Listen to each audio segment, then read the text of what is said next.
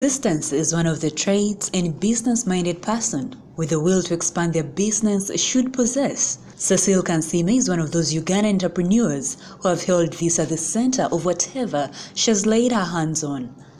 The New Vision in 2016 ranked among the 10 best farmers for not only practicing horticulture but also practicing poultry at her 3-acre piece of land in Chiwenda on Gayaza Road. A success story she has to tell. For many people out there who would love to start up a poultry farm, Kansime shares what one should consider. Poultry business, you need to sit down and do a plan. Yes? If you already have the piece of land, you have the structures. If you have the structures and the piece of land, you start looking at what you require. You have to have a worker, depending on the number of birds you're starting with, 1 or 2 or 3 workers. Then you have to have now the small items that you need. You find that 1, you need the birds, 2, you need the feed, and for a starter, I would advise that you make sure in your plan you have set aside money which will feed these birds for the first 4 or 5 months. Because no, I can't tell the expression because rearing 1,000. Still, I wouldn't tell you that. You know, like you do projections or estimates depending on the prices of the feed on the market at that point. So, like now, you have to sit down and know these birds, how much are they going to eat in 1 month? How much of maize? How much of bran? How much of maybe mukene. Then after setting that, then you start putting into monetary terms, depending on the prices that are available in the market. Yes, because truth be told, you will not get any income from them before they are 5 months. So in most cases, when we are starting, we forget that.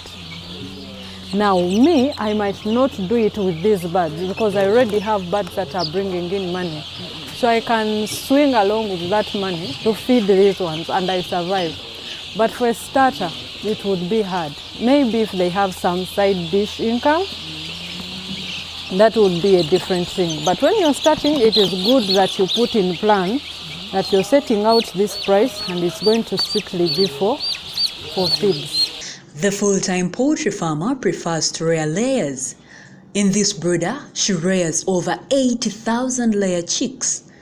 For a starter, one should consider which type of chicks to rear. And you have to know the type of chicks you're buying, if they are layer chicks or broiler chicks. So the broiler ones are the ones of meat, the layer ones are the ones of eggs, because they have different treatments. They have different types of same content of feed but different formulations. So you have to know what you want. Then from there, you can know which one, what kind of food to give, what kind of vaccine to give, and all that, yes. The more the chicks, the more profit you should expect, as Kansime explains why. I wouldn't want to tell you that you have to start like this or with this much, because it all depends on your capacity.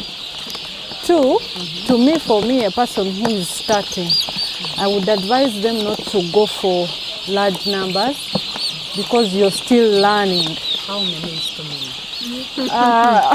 Like maybe I can tell you too much for a starter would be like 5,000. That would be a hard number to deal with when you're starting. Some people even 2,000 is too much, depending on what they think.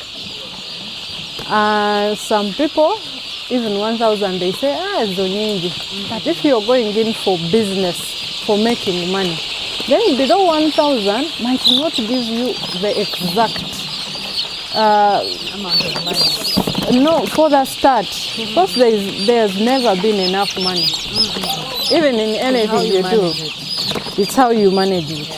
But what happens is, for you to do something and you know at the end of the day is rewarding, below 1,000 wouldn't. However, there are people, yes, because of the capacity they have, they are starting with that and taking on from that. So it depends. That's why I can't tell you now start with this. No. Kansime explains that vaccination is as important as feeding the chicks. Very first vaccine is done at the hatchery. That is where they are being hatched from. So those ones do the first vaccine. Then the next vaccine is supposed to be done at 7 days, then 10 days, then 14 to 18 days in between. So that's when you do this one. So this is like the third vaccine. Chicken is fed in stages as they mature. This brooder has 2-week-old chicks which are fed on a starter meal. They are on starter feeds, which we are going to change this week to something else, to the next stage, which is stage 2, the one which is called almost the pre-grower. Then we'll go to the grower, then to the pre-layer, the layer 1 and the layer 2. Because you keep changing. It's actually the same content of feed, but the formulation, the content that you put just keeps changing. Yes, and the quantity, because they keep feeding more. They increase up to when they get to 120 or 110, depending on the formulation you have, each bird. But for the start, they start on a small note. Now, a first-time poultry farmer, you should prepare for the challenges that come with the business. The major challenges that poultry farmers go through while doing this, there is the monetary challenge. You need a lot of money so that you can buy the feed and stuff. And some of those other challenges they go through when these chicks are growing up. Now, the most challenging bit as farmers that we face, which I know everyone faces, is the type of feeds and feeds that we have on our market. Now, we have lots of feed on the market, but the standard. Now, let me give you an example of mukene. We get lots of challenges with mukene. Either mukene, if it is in the season, then it's not dry. And then it has lots of sand. And then it's like rotten, for real. And remember, you're feeding it to these birds. So in most cases, you find you have continuous infections at the farm, and you're wondering what the problem is. So you find you're spending a lot of money on treatment than the feed, because you have no option. That is what we have on our market. Then we also have the challenge still with the feeds, the prices. Our prices are crazy. Today maize is at 500. In 1 week's time, it can be at 1,000. So imagine for a person who has planned for 500 shillings as per today, and by next week they are telling it at 1,000. And yet these birds, you're not going to explain to them that today you're not going to eat, the prices have gone up. They are not like human beings that you say, please, you know? No, you have to really go ahead and and spend.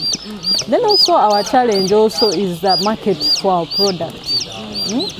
Yes, we go ahead and produce, but like this season as I speak, the markets are crazy. Prices are so low, but our feed are not changing. Instead, they are increasing. The prices are increasing. So you find you're in a fix. And in most cases at this time, farmers tend to sell off